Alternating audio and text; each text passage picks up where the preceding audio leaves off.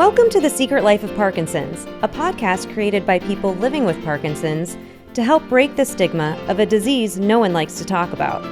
Now here are your hosts, Jessica Krauser and Brian Baker. So what did you ask? What is sundowning? Oh. Yeah. So sundowning is it's a symptom that occurs in neurodegenerative disorders, period. Oh. So it doesn't have to be just Parkinson's, Alzheimer's patients, dementia patients. And it literally is just that in the evening, as the sun is going down, then you become more affected. So much more confusion at nighttime. Hallucinations for Parkinson patients can start hallucinating at nighttime. It is just that. Some of that sort of daytime, when you have the sun's out, things like that, you're okay. And then as things are changing, now you're starting to become more cognitively symptomatic. Alzheimer's patients can get, any dementia patient can affect them. It's very common in the hospital because, again, we know, especially when certain dementias are happening, the most important thing for a patient who's having dementia is stability, is a regular schedule, familiarity. Yeah. You know, where they are kind of maintaining a routine. And then they get admitted in the hospital, they go somewhere else. Right now there's this complete change.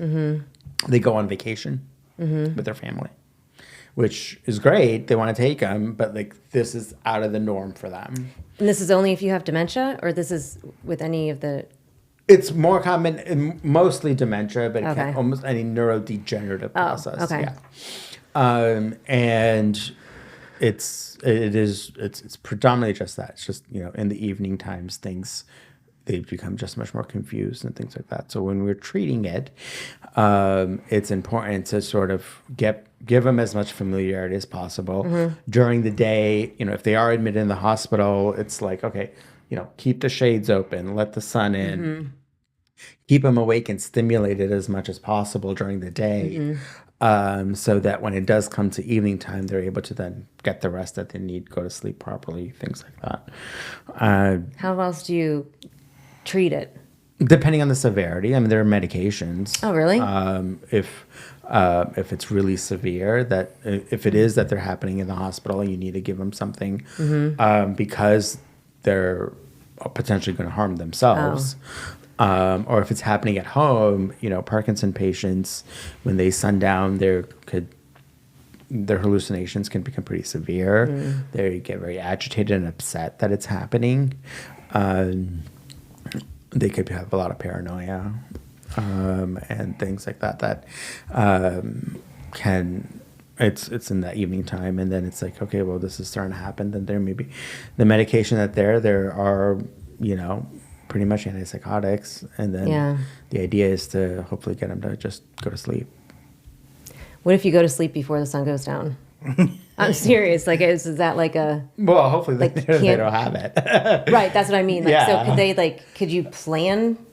Like, As it's happening, right, the idea is if we're going to start a medication of some kind, then it'll be like, okay, let's sort of give this to them early, or so that they're ready. By the time it's kicking in, it's bedtime, and it prevents that from happening. it's kind of like the witching hour when you have babies. Right. That 5 to 7 Yeah. o'clock window at Yeah. night. You remember that? Same. No. Same. Same thing. That's crazy. Yeah. So what can caregivers do, and what do you do if somebody lives alone? It's hard. When someone lives alone, it's very much so a challenge that it does require. It's that tough conversation of, well, they're going to need more supervision. You're going to have to move in with me and Derek, aren't you? Well, I'll wait till Kate and Ben are out, and then I just slide it in their room. That's 4 years that they go to college, and that's not that long. Oh my God. Off that topic. No, but yeah, honestly. But like what? it does. It's usually then it's like, okay, if they're out wandering the streets that they shouldn't be. Yeah. Right. And so that's risky, especially like in the winter time. I've had patients who got frostbite because they just would leave. And the thing is, it's one of those things that's like, well, they were fine because they know not to do that. That's true. But the problem is, especially when dementia kicks in, is they don't remember that they're not supposed to do that. So I do remember things like, I remember growing up, it was like somebody's grandpa like went missing because he like walked out at night. So it's like, and to them, they're like, he's fine, like living on his own, but apparently not, at least at night. Exactly. And that's because of sundowning. Yeah. So that's where we kind of, hopefully, it is that although they're living alone, there is family, there's loved ones who come to the appointments and are able to, and we're starting to pick up on that. Then it's having that tough conversation that, hey, this person's going to need 24/7 care. Mm-hmm. And what does that look like realistically? Whether that's people at their home, which would be lovely, but it's, ideal but not realistic for everyone to be able to do that. 24/7 care is extremely expensive. Like when you try to get these companies to come out, trying to pay for that is not realistic, not feasible. And then it's okay, do we have to now start considering other placements? So the people that have caregivers at home or somebody, how have you recognized their ability to do what's needed, like create that calming routine?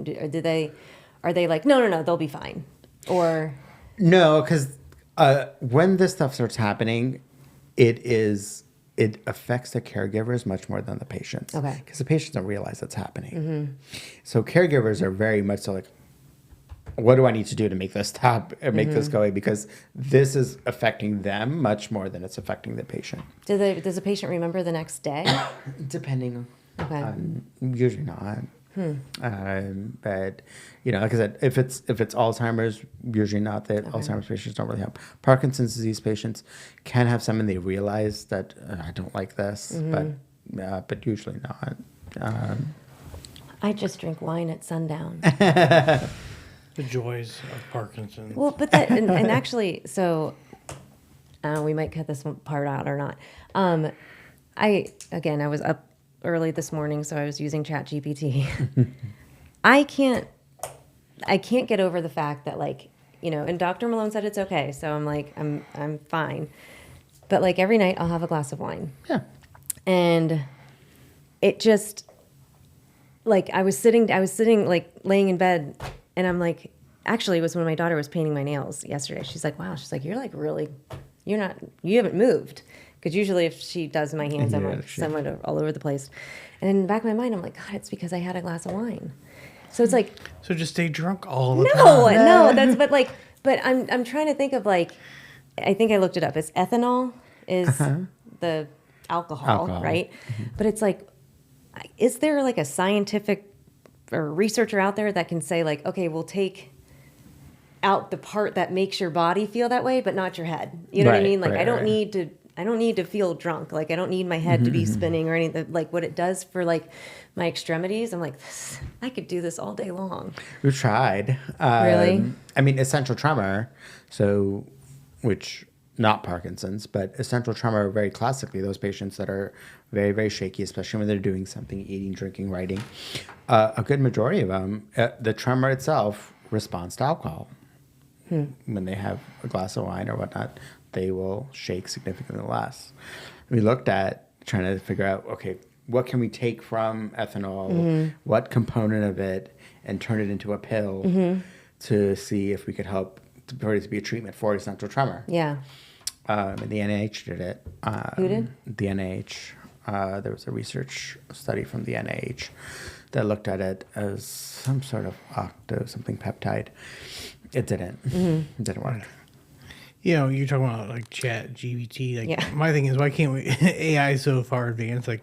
We should be able to speak in there to it. Hey, Siri, find me a cure for Parkinson's. But a lot of this also alcohol and things like that are also they're downers, right? It calms you down. So. And we know if you're anxious, you're going to shake more. We know if you're whatever. And so when you have a drink and you're just a little more relaxed, then that fuel to that fire is now removed, and so people feel better. That's why so many patients ask me about medical marijuana. I just move even slower. I'm like, okay. See, I Exactly. move more fluidly. Like, And the same thing with medical marijuana. It does the Yeah, same thing. right. It is a anti-anxiety medication at the end of the day. And so for Parkinson patients who are anxious and not sleeping and or in pain or whatnot, then they're saying, well, this helped my Parkinson's so much. It didn't directly affect your Parkinson's at all. It doesn't do anything to dopamine. But it released your anxiety. It's letting you sleep better. You're not in pain, and therefore you shake less. There is obviously this caveat that Parkinson patients are going to be extremely sensitive to anything that slows down their mind. right. And marijuana doing exactly that, right? So you may be more sensitive to that cognitive side effect of things that you have to be careful about. But ChatGPT said it was a really interesting idea. So I was like, has anybody ever looked at this? Yeah, it just like blows my mind. That helps. But what? Nothing. Medical marijuana did wonders for me last night. We need to talk about that at some point too. But okay, so sundowning. That's just new for me. yeah, so I mean, it is kind of going back to the previous topic about usually when that's happening, we're definitely looking more at the advanced stages of PD. Okay. Because now cognition is usually probably being affected, for sure. And that's the most common time that sundowning is going to be happening. And it's most commonly is going to be when you've taken them now away from their routine. Yeah. Whether they're in the hospital, whether somewhere else. What? So I'll end with this. So in our last 30 seconds, I think what we're learning, or what I'm learning at least, is routine is really critical for anybody, but especially with more progressed in your disease, as sundowning might become an issue with any neurological disorder. So just making sure that if your family member or friends are around you, that you guys are helping the patient feel more comfortable, feel at home, whether they're at the hospital or at their house, and keeping that routine and helping them throughout the day as best you can. So with that, we'll see you next time.